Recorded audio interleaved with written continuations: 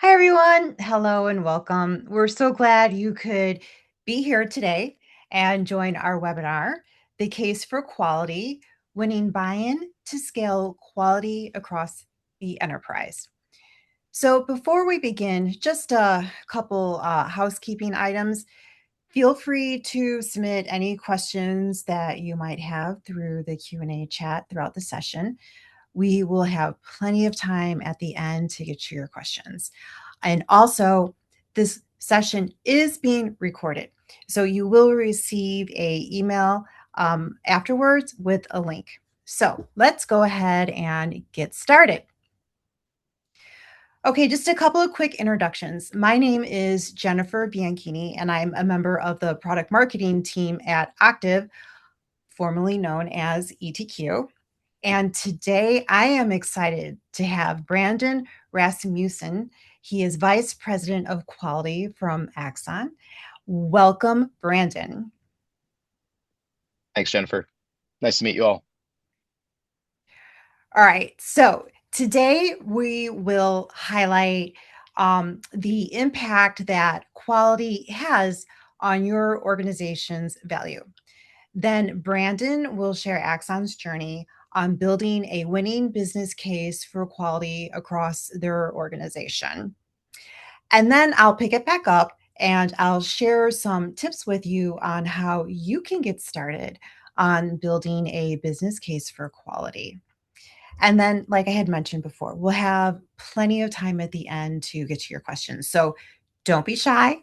Put on your quality champion hat and drop those questions in the chat, and we're going to jump right in. Okay. So we're going to take the pulse of the room here real quick with a poll question. Just would really like to take the temperature of the room, so to speak. So, as I mentioned, today we're going to look at what it really takes to make the case for quality and getting organizational buy-in.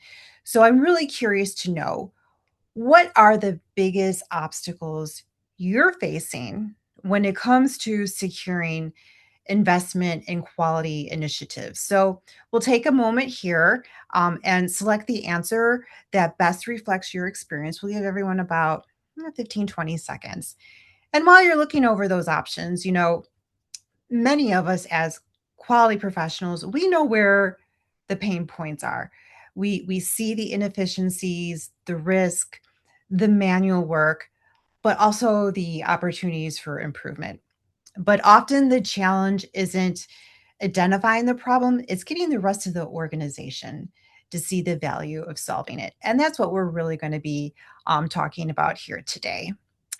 All right, so let's take a quick look at the results and see what everyone has said is their challenge here. Okay, so all right, wow, competing priorities and budgets. Yeah, I that's a big one. It's really, not surprising. We hear a lot about that. I'm curious to know, Brandon, when you thinking back to when you were kicking off your journey, what was one of your biggest challenges when you were first starting out? Yeah, thanks, Jennifer. I think primarily we initially tried to really calculate an ROI very accurately, and we spent a lot of time. And then we realized that the actual challenge was not in a magical number that made sense. Of course, very important, but really it was the longer term convincing our executives that uh, what the tool does across the board, not just for quality, and sort of indirectly has all of these other benefits. But that was really our main challenge is we spent a little bit too much time trying to be very specific with a lot of false precision actually on the front end. Mm, okay. Yeah, thanks for sharing that. And I'm sure as we get further into the webinar, you're going to have some great information to share about that and some lessons learned. Mhm. All right. So thank you for sharing that. So we're going to jump ahead now and get into the meat and potatoes, as they say, of the presentation. So first, we're going to start by taking a look at how quality impacts the entire organization, not just the quality department. So when you look at the top left to your screen here, you'll see we have at the CEO level quality really here. The CEO quality really helps to drive consistent business results. For them, it's about protecting the brand, strengthening customer trust, and creating a competitive advantage in the marketplace. So for them, it's really looking at quality, not just this operational concern, but it's a real growth enabler for the organization. And then when we take a look at the COO, quality plays a critical role in this operational performance area. It helps to ensure your products are being delivered on time, on budget, and with fewer disruptions. And here, it also really can shine a light on the hidden factory. So, taking a look and discovering that rework that takes place and the waste and inefficiencies that happen and can quietly erode productivity and profitability. Now, when we take a look at quality from a compliance perspective, here the focus is on managing quality across the entire product lifecycle. So the goal is obviously maintaining compliance, but they also here you want to be audit ready, reduce your risk, and consistently deliver high quality products to your customers. And then wrapping it up to the CIO. So here, quality really supports the digital transformation efforts by helping your organization standardize processes, connect systems, and improve data visibility and maintain security and governance across the organization. So when you take a step back and you look at the bigger picture, it's clear quality influences every part of the business. And that's why investing in a quality management system isn't just a quality initiative, it is a business initiative. So having a connected quality system, it helps improve your customer satisfaction, enhance product safety, reduce the risk, and ensure compliance with internal requirements, customer expectations, and the regulatory obligations your organization has. So ultimately, we're looking at how quality creates value across the organization. And that's the foundation for really building a compelling business case. Okay. So now, how do you take and make the case for investing in quality? So it really starts with demonstrating the business value. So too often, quality initiatives are viewed solely through that lens of cost savings. While reducing costs is important, don't get me wrong, but the impact of quality goes far beyond that. So quality can drive both the bottom line and the top line. So when you have organizations who are investing in quality, they improve productivity by reducing that manual labor intensive work and eliminating those inefficiencies that can slow teams down. And that allows your teams to spend more time on activities that create value for the business. And when you have teams that are focused on higher value work, they build better products and processes. So then you have these better products that lead to better customer experiences, stronger loyalty, and ultimately revenue growth. So they also help the organization bring products and innovation to the market faster. So, how do we make sure we are investing? especially with things that can get in the way, especially with today economic headwinds that happen, and the things that can get in the way of investing, such as we saw in our poll question, limited budgets and competing priorities.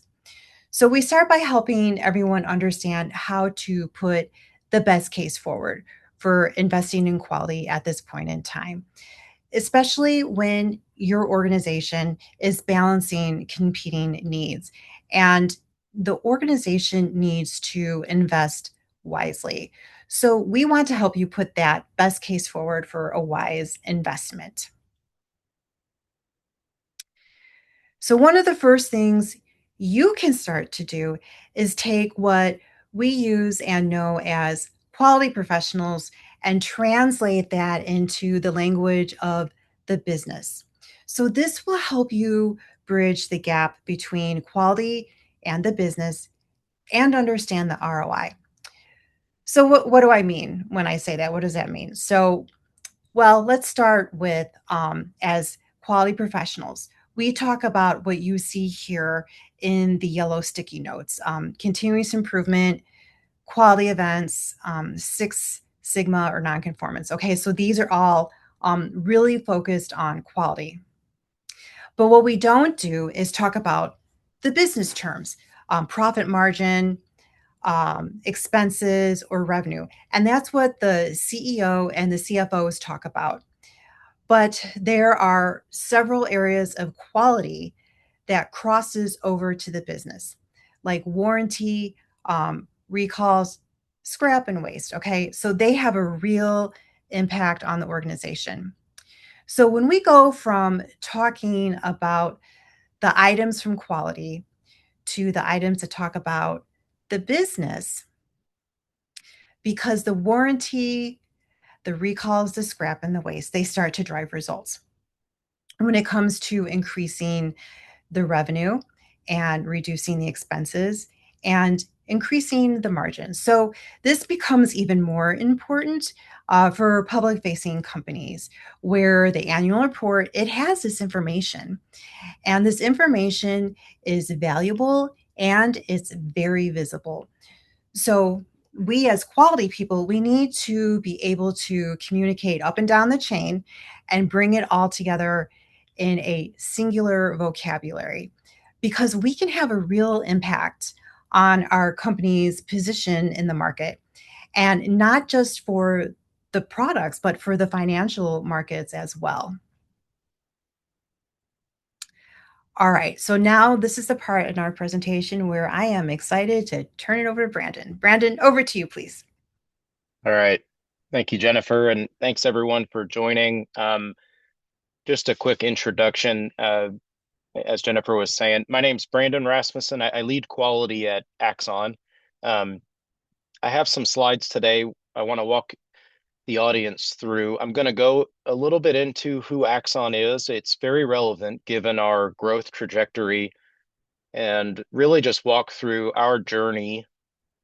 We're still in the early days, but our journey with Reliance and some of the things we consider, the ROI, outputs, inputs, what our working relationship with Reliance, what is and was, and then hopefully, whether you're a current customer, prospective customer, or just here to learn, you can come away with some awareness for all those.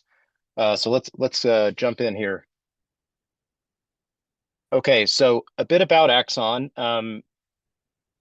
We are a company based here in Phoenix, Arizona. Our main mission is to protect life, and I'll go into that a bit on a later slide. But what I want to just really set the precedent here is we are scaling very quickly. I've been here about 2 years, and just in that time, we've grown tremendously, and we have some ambitious growth targets to reach $6 billion in the next 2 years. Um, for those that don't know, we have a pretty broad product portfolio now. Legacy Axon some years ago was really just less lethal weapons, so tasers originally. But really, we've expanded, and that's really led to the growth here, organically and inorganically, to include this really connected portfolio across devices, hardware, devices, energy weapons, as well as really exciting software and AI-enabled tools that allow all of these devices to talk to each other. So let's go to the next slide, and I'll kind of go into more about that. So I mentioned before what our goal was, but what we call our moonshot, and that's to really cut gun-related deaths in half between police and the public, law enforcement and public by 2033. The data on this slide is showing gun fatalities in recent history, and you can see the trend was pretty unfavorable in recent years until very recently. And a lot of that has to do with our most recent flagship product called Taser 10. But I share this because yes, we're a growing company. Yes, we're doing some really amazing things. It really brings me to work every day, and there's this tremendous support for quality at Axon because we have a direct impact to human safety, as well as records management, and preserving the truth for any interactions with law enforcement. Let's go to the next slide. Okay, so just a little bit more detail on what kind of products that we make. Again, this is just the hardware, but there's all kinds of very sophisticated software, firmware, and AI solutions for all of these. But the primary flagships here on the left, the yellow device here is our Taser 10 energy weapon, and then the body camera on the bottom left is a very popular camera that we make. The rest of the products here are just sort of some are newer and some are just smaller areas of the business, but we make drone surveillance equipment, virtual reality products, and then some really tactical targeted drone and other solutions for specific customers here in the States as well as globally. And then just some stats there about as far as impact to customer, how often utilization, et cetera. But again, this is just building the base before we get to reliance. Next slide. Okay, so I mentioned I joined about 2 years ago, and the situation I walked into was uh, very complex. What you can see here is that we had a very fragmented set of tools to solve very specific problems. And what that amounted to was we were effectively paying for 8, 9, 10 different software solutions, uh, in an a la carte fashion. And that's kind of just what was successful while Axon was a smaller company. So you can see here we had SharePoint, Jira, D365, Smartsheets, Excel, pieces of paper, very kind of mixed bag in terms of what tools we used. Uh, so at least one of the reasons, but not the only reason, was we have to consolidate these tools. This leads to inconsistent processes. And again, this is not just quality people on my team using these tools, right? We have engineering, supply chain, manufacturing. So yes, the business case was there for quality, but obviously extends beyond that. This created, delays in visibility for supplier issues, very manual data transfers, and just not very efficient, like even just reporting or sharing data or trying to gather insights. And ultimately, at the end of the day, for quality professionals or leaders, very reactive. Decision making was delayed. We just reacted to our customers. So um, again, there a lot of tools, but the main challenge wasn't just we didn't have the right toolkit, and that kind of made sense up until about a year and a half ago. It was none of them were connected, and it really, really started hurting us as our volumes expanded and more zeros got added to our volumes. We, small issues then became very visible. Next one. Okay, so the one of the first things we needed to do was before we looked at different tools, I really wanted to understand what do we need? What are our future state requirements? And I felt like that was a very objective way before we just picked something off the shelf.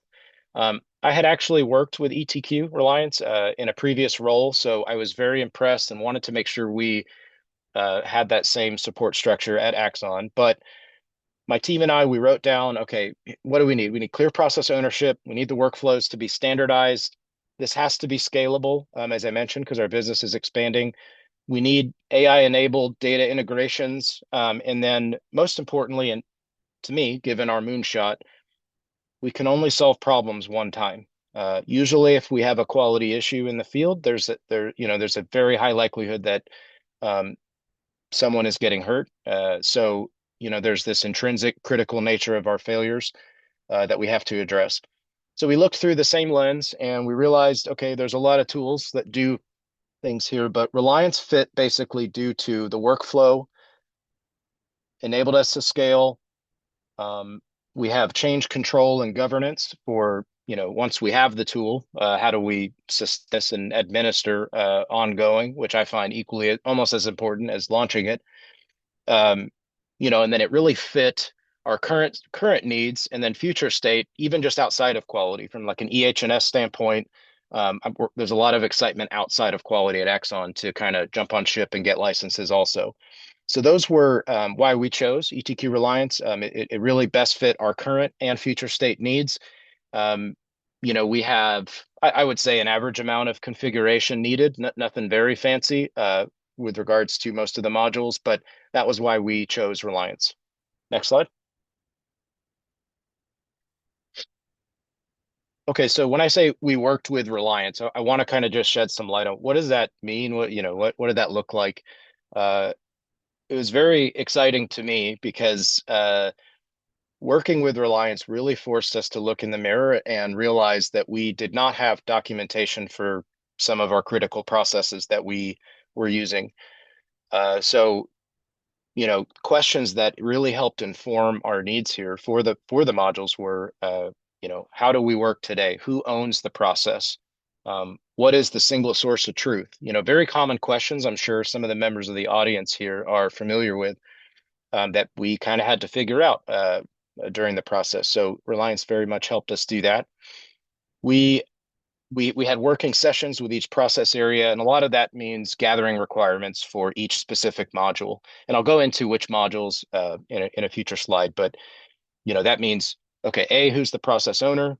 We go talk to the process owner and the users of this process. What do you need in a database that you're currently not seeing in your current solution, et cetera? Um, our first integration was with our ERP D365, and so Reliance was very helpful in obviously I've done this before. Hey, I'm not the expert with data integrations. What do we need? What's the single source of truth and point of contacts just to make sure that's seamless as possible. Um, and the last point in terms of value was the recommendation to use this phased approach, right? I'm very passionate about quality to do all the modules, everything all at once, and then, after during our kickoff and gap analysis, it was made very clear to me like the best approach is have a couple phases so that there's better adoption and more traceability and testing, and we can kind of grow with it. So I just in terms of like a structure, what does that look like? There's a lot of meetings, a lot of communication, weekly status meetings. We had syncs. There's, any kind of off questions were obviously handled very quickly in terms of responsiveness. There were gap sessions, like I was mentioning earlier, understanding who the right stakeholders are, maybe defining some of that as we went along, and then demonstrations, and then working live. I participated in several of these on what the modules, what the fields look like, and then getting user acceptance testing with all the users. But the takeaway here, just a lot of words, is Reliance very much acted like a partner. They challenged our assumptions, but helped us get to the best use of time specifically, and a really just to be as productive as possible as we scale. Next one, please. Okay, so I mentioned phases earlier. The what is that? What did that look like for Axon? We are in the middle of going live with phase one right now. We have the list here of modules that are included in phase one, and what you notice is a lot of focus on supplier quality, so PPAP, supplier rating, and then the one I'm most passionate about is our 8D or problem solving module that we call Axon Problem Solving Excellence, which was based off of the Kappa module that comes stock from the database. That's what we're going live now, and we just kicked off phase two requirements gathering for and then future. But things that why did we go with these first? This was because we felt like these were the sort of most complex, complicated, requiring people's feedback outside of quality, maybe the highest amount of configuration needed. We wanted to really tackle those more challenging ones first, where, document control, for example, while, not easy by any nature, but perhaps less complicated in terms of requirements and approvals and what that looks like, much closer to off the shelf, I would guess in training management as well. So, and then while this was happening, right, the data layer beneath that was occurring at the same time. So I mentioned D365, um, and then connecting that with future enablement of AI with our ingrown tool called Cortex that we use at Axon, and making sure that's going to align. And then in future state, the modules that we're looking at. This is not an exhaustive list because it seems like the longer we do this, the more excitement we're getting from around the organization to consolidate some of their tools as well. So that this is kind of our roadmap, and we're right in the middle of it right now.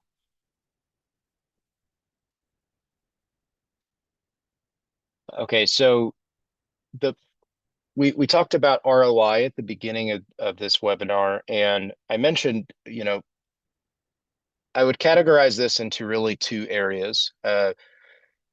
Of course, there was an immediate ROI in terms of consolidating all of our the tools that I mentioned, eight or nine tools into one. There was some savings there that was just immediately visible and retrievable. So we started with that. Okay, so we're going to save some money there. But the bigger lever, at least at Axon, is I'm very optimistic on the problems that Reliance solves enable us to improve the customer experience because we're able to respond to issues faster. The tools talk together. We can be more proactive instead of reactive. And as a result of that, we're targeting some very aggressive measurable outcomes in, for example, one example, not all, in our flagship product warranty rate. And the reason, just for example, so we're going to have earlier signals from the field. Our configured module for problem solving, Axon Problem Solving Excellence, or Apex, allows us to solve problems faster and one time, meaning we're not going to have the same 8D or Kappa uh, executed like 4 times and take 2 years to solve these big issues impacting our customers.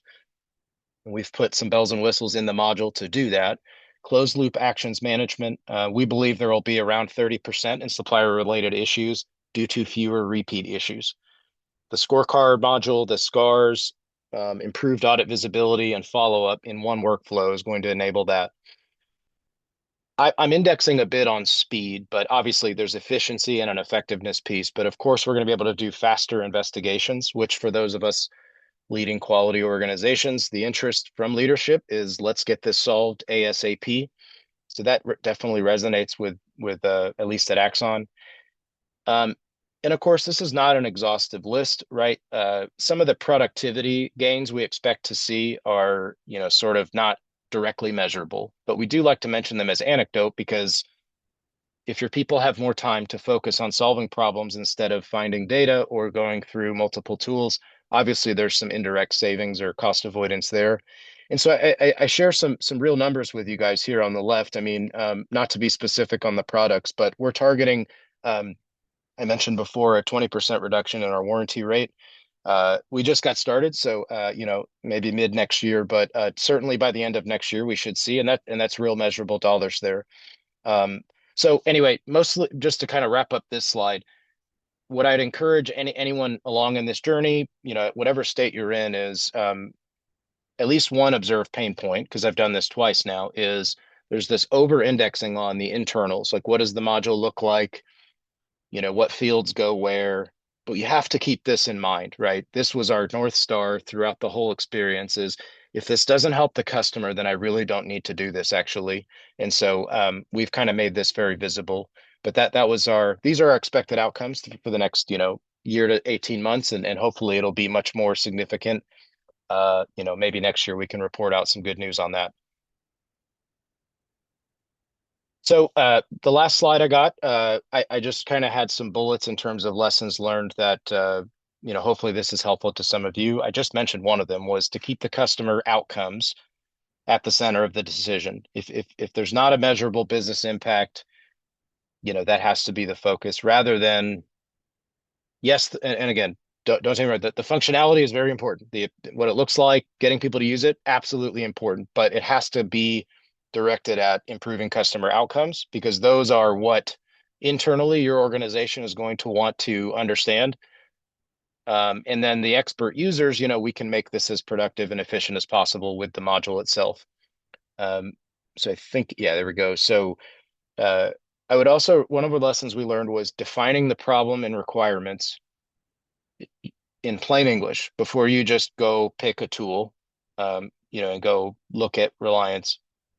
The reason we do this, and I believe would benefit is if you don't have a problem to solve, there's really no art. I mean, either you don't know of it, you're not aware of it, or whatever the reason may be. It's a much less compelling argument to go invest in a tool like Reliance. We had a very clear problem at Axon. I recognize that's not the same story at all organizations, but spending some time defining the problem and why does Reliance solve this problem and what are your requirements before you just go getting excited about all of the functionality and configuration would have saved us a little bit of time for sure, but has made this phase one to phase two transition a lot more seamless.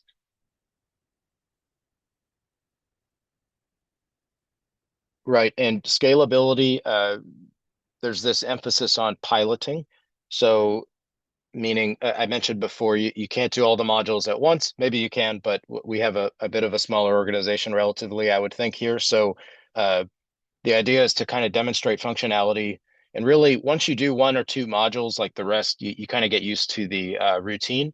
And so that really validates your approach. And then you can kind of expand that across the organization. I haven't participated in this, but I can imagine there being significant disruption and slower adoption if, for example, you get all the modules at once and you're trying to configure and have process owners for that. Um, we need to engage stakeholders, particularly outside of quality early, establish, who does what before we go live and over communicate on what are the expectations inside of quality and outside of quality, or however your organization is structured before just saying, hey, here's the new tool to use. This is probably pretty common across the board, I would think. A couple more here. So the data structure, as we all know and are fans of AI, there's this tremendous need, and our solution was just to make sure that we're empowered and enabled to handle. We can connect, via MCP to our tools here within ETQ, and there's not going to be this massive, disruption in the future if there's some change of what data to use. So as far if you haven't selected a partner yet, but if you have, then maybe disregard. But really, this the reason we went with Reliance was the ability to work with us along the way and really be treated as as a partner and not just somebody we're doing business with. Um, we at least at Axon, we felt my team and the leaders here that experience and partnership helped us avoid like unnecessary changes. Really, I think we did this pretty quickly, just in a matter of months, accelerate adoption, really just challenge assumptions. I mentioned before, really kind of make us do our own homework and really clarify and define our own processes too. And then last one is that I mentioned this very first in the webinar was success with quality, right? It's obviously tough to measure. There's all kinds of metrics. There's you can measure costs, time, failure rates, et cetera. But I just want to over-index on what resonated at Axon was to ensure the customer feedback and the outcomes that we will get from using this tool are connected to the tool itself. And that has to be the North Star with everything you do. And if you're able to kind of explicitly say how that, how do you mean you're going to reduce warranty by 20%, right? That is a much more compelling argument for future expansion, which we hope to do with Reliance. So I think that was the last lesson. But again, I just leave you with, right, this is much more than just a tool. As you know, these amazing functionality. It becomes really like something you work with day to day. We needed it to scale at Axon, and hopefully that gives you a better sense of our journey here over the past couple months. Thank you. All right. Thanks, Brandon. Appreciate it. I think it's some really great nuggets of information in there, especially with your lessons learned. Um, really, I liked how you put the focus on how your quality initiatives help your customers. So, really, some great information there. So, thank you. Sure. All Thank you. right. So, speaking of lesson learned and tips, let's come back to something that we talked about a little bit earlier. And Brandon touched on this as well, speaking in a plain language. So, bringing everyone onto the same page with using a common language. And this is one of the biggest challenges that we've seen where the quality leaders they aren't identifying what the problem is. So it's really about communicating the value of solving it in a way that resonates with the decision makers. So when you're seeking approval for a quality initiative or a QMS investment, it is important to translate your quality objectives into business outcomes. So your audience that you'll be talking to, they're not focused on the CAPAs or the audit findings or document control. They're going to be focused on growth, profitability, efficiency, and risk. So we have a couple examples here to share with you, and let's go through a couple of them. So let's take a look at the first one here. So, if your goal is to reduce scrap, rework, or customer complaints, so don't stop at the quality metrics. Frame the conversation around improving product quality, increasing the profitability, and reducing the cost of poor quality, because those are outcomes that business leaders can immediately connect to. Now, if you're looking to streamline processes, so you want to take a look at how the impact of manual processes, what it has on productivity and decision making. So, if there's inconsistent, for example, document management, it isn't just a quality issue; it's an operational efficiency that slows the entire business down. Now, say you want to focus on compliance. So rather than just having it just be solely focusing on reducing audit findings, positioning, um, or think about positioning the conversation around managing the risk, maintaining regulatory compliance, and protecting the business from potential disruptions that can happen. And then when you have your nonconformances and your product failures or your like what they're trying to do with their reducing their warranty costs. So think about connecting those discussions to the outcomes that matter to the executive. So you want to be able to deliver products on time, accelerate innovation, and improve the customer satisfaction and loyalty, which ultimately leads to protecting revenue. So the key takeaway here is really simple: taking the quality metrics that matter, but connecting them to the business outcomes that drive the decisions. So the more you can connect the quality initiatives to revenue, growth, operational efficiency, profitability, and risk reduction, the stronger your case for investment becomes. All right, next slide, please. So, another tool that you can add to your business case toolkit, we say, is an ROI calculator. So, at Octave, we developed an ROI module using feedback and real world results from Reliance customers to better understand where those organizations are seeing measurable value from their quality investments. And what we found is that the benefits consistently fell into four categories. It's reducing the risk of compliance, um, streamlining operations, reducing the cost, and growing or protecting revenue. So, those were the four key categories that most of the customers fell into for this study. And when we're looking at those, and if we take a look at an example here, reducing the risk of noncompliance, we saw that customers reported real meaningful improvements in audit readiness and audit management. So they reported a 20% reduction in the time spent planning and reporting on audits. So if you can take that time, that's time your teams can reinvest in higher value activities. The second area is streamlining operations. So, whether it's managing the customer complaints or inspecting incoming supplier deliveries or coordinating quality processes across the teams, if you have connected workflows that help reduce the manual efforts, you start to see a reduction in the time that people spent on managing the supplier deliveries, for example. So here we saw a 15% reduction in that and managing all of those deliveries that come in from their suppliers. Let's see. And so these first two categories, they primarily address productivity gains and labor efficiencies. So these are soft cost savings that come from helping teams to work smarter and faster.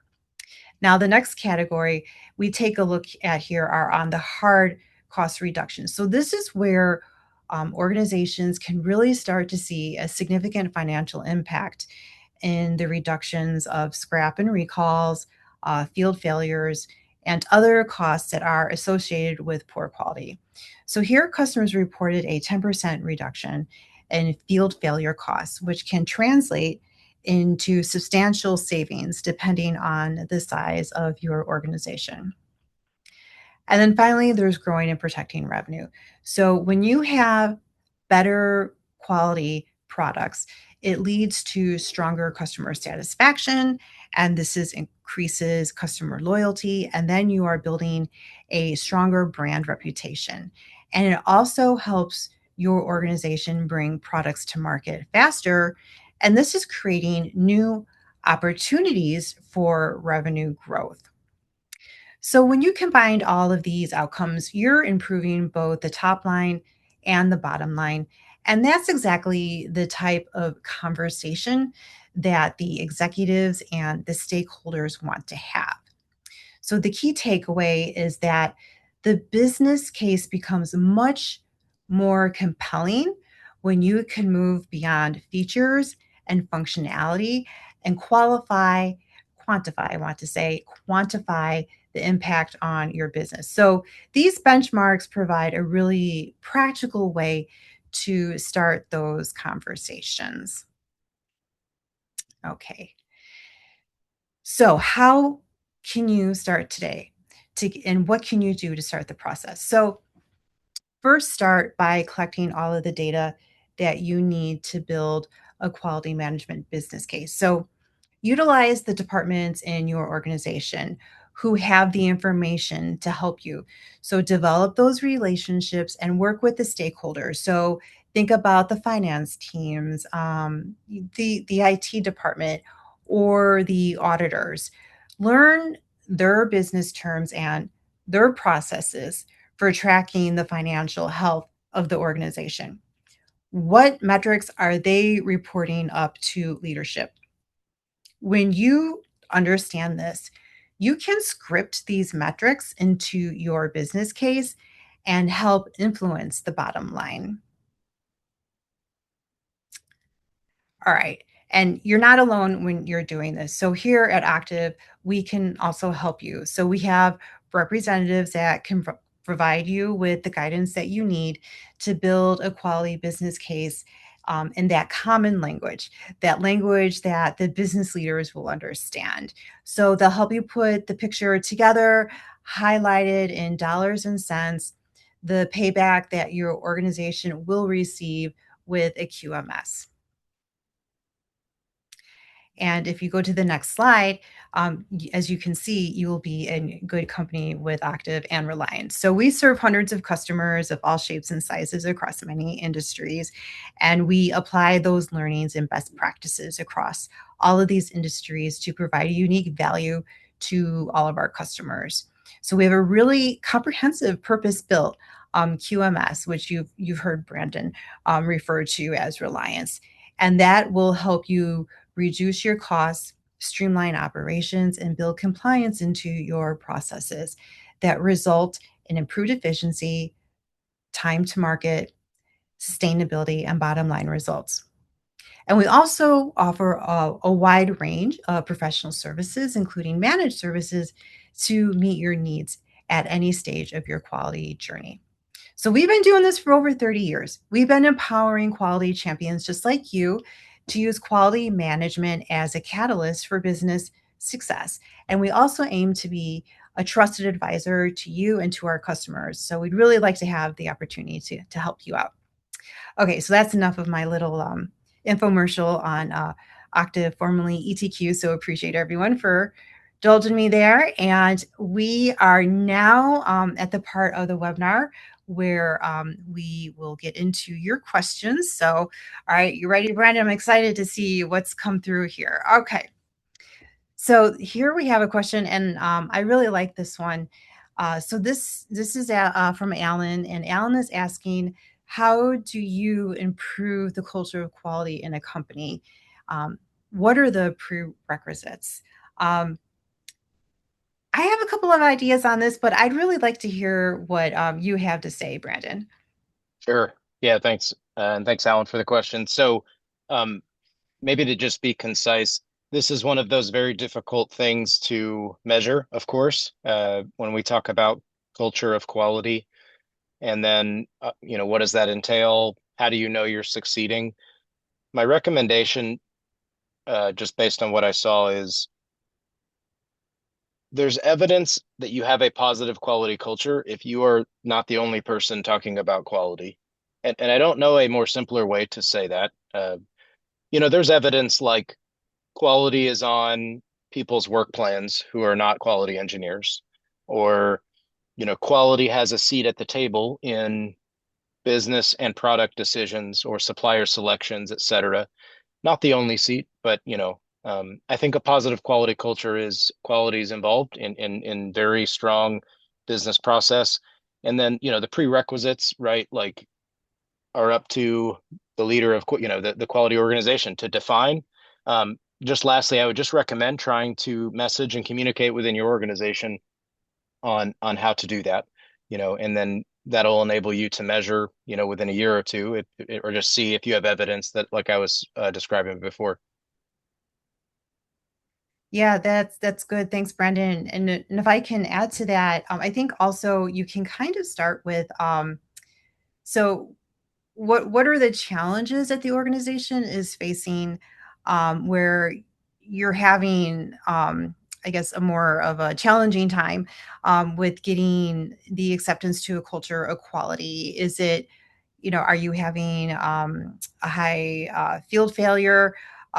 Is there a high waste? So I think if you can address that and then put some metrics around that, and then take that data um, with here's a challenge, here's the metrics of it, but if we invest in a culture of quality and have a central repository for managing our quality issues, you'll start to obviously improve your quality management initiatives, but that will then lead to improved culture of quality throughout the organization.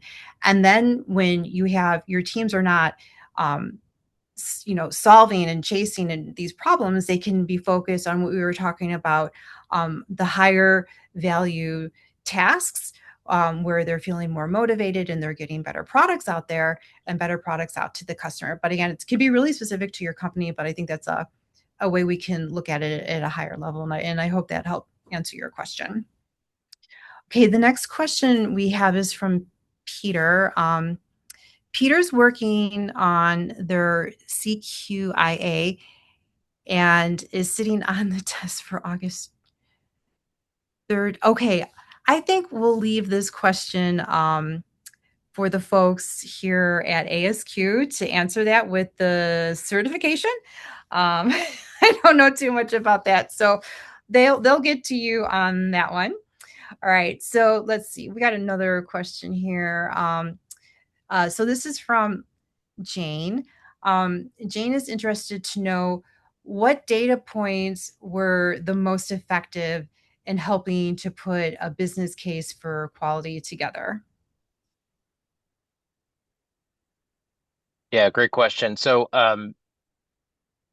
I mentioned before there was really two categories. The first one was a bit more obvious. So for, immediately we cons by consolidating, I think it was nine different software tools. We were paying for licenses for all of those, comparing that to the annual cost for Reliance. So there was, that was sort of the baseline. Um, Mhm. And then I would categorize the second bucket, and much larger bucket, just a little harder to quantify, is all of the things that Jennifer, you just mentioned in terms of internal or external costs of poor quality that you can directly say, is a result of using module X. And just last point on that, it's like scrap, rework, supplier quality issues, warranty. You're paying some amount today, and the thought is, okay, if I can do those faster, more streamlined, one time, not four times, much more effectively, there's a savings associated with that. So I guess just lastly, I would, you know, as a response to this question, if you can quantify those current state, costs, and then identify which modules affect each of those costs, depending on which category of COPQ you have. Those are the data points that really, I would come equipped with to present to leadership for the investment. Yeah, no, thanks for that. Speaking of leadership, I'm curious to know, Brandon, when you were working on this, having your conversations with leadership, did you come across any objections from them for investing in one QMS, and how did you manage those objections?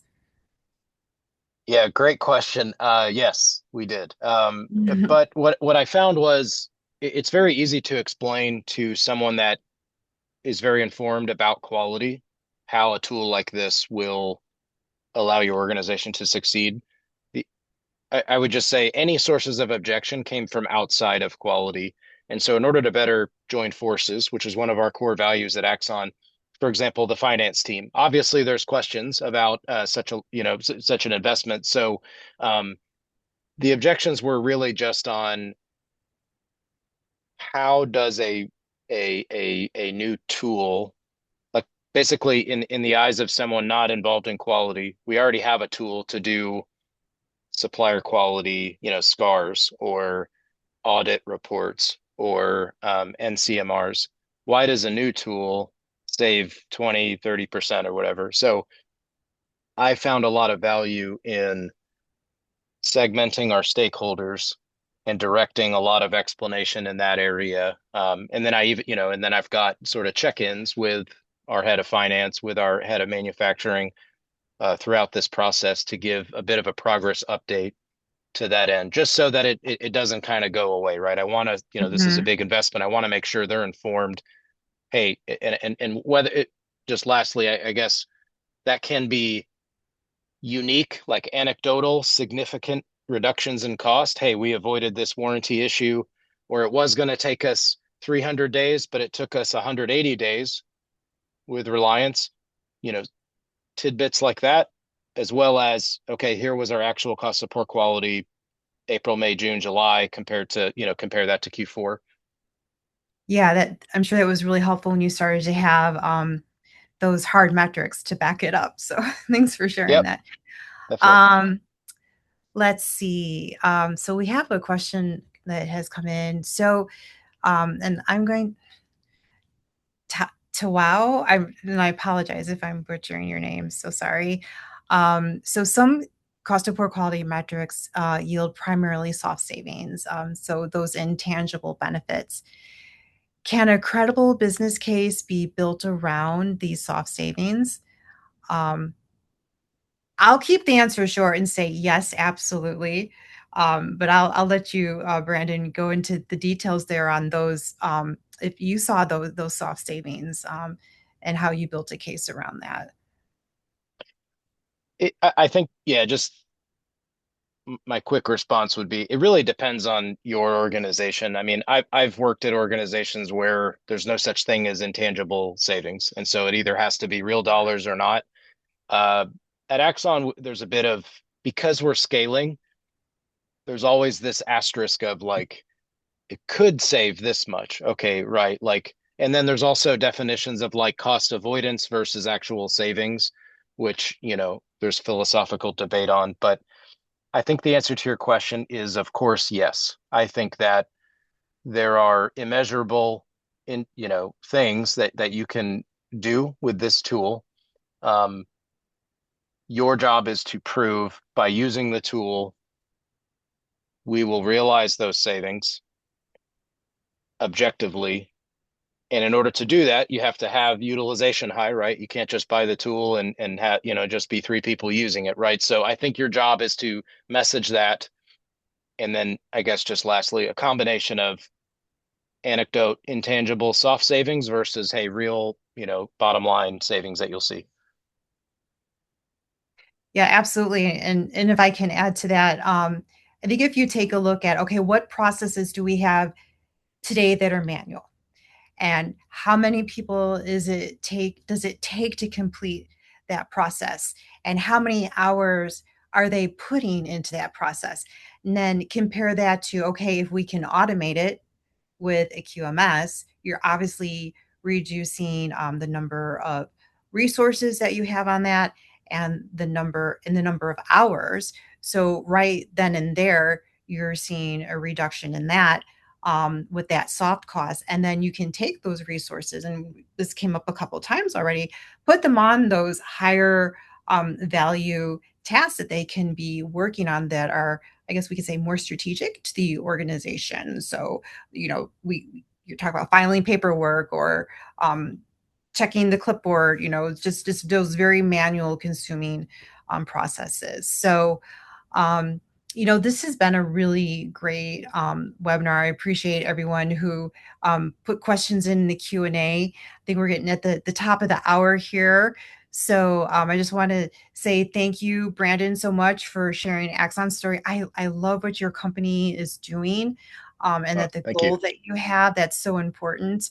And then thank you, everyone who took the time to join us today. And you will receive an email afterwards with a link to the recording. And do feel free to reach out to either myself or Brandon if you have any additional questions about building a business case for a QMS. All right. Thanks so much, everyone. Appreciate it. Thank you, Thank you. Brandon.